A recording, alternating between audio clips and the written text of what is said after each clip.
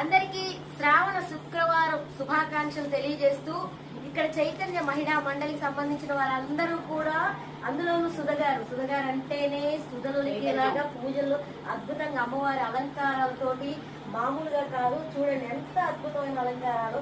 అందులోనూ వరలక్ష్మి వ్రతం అనేది మొదటి శుక్రవారం రోజే చేసుకుని పండగలాగా అందరికీ చక్కగా వాయినాలు ఇచ్చుకుని అందరికీ అన్ని రకాలుగా కూడా తాంబూలాలు చక్కగా అందించి ముత్తైదులందరినీ కూడా చాలా చక్కగా ఆశీర్వదించి మనకి ఈ కొత్త కోడలు వచ్చిన సందర్భంలో చాలా బాగా చేశారు. ఇంకా అద్భుతం అనమాట.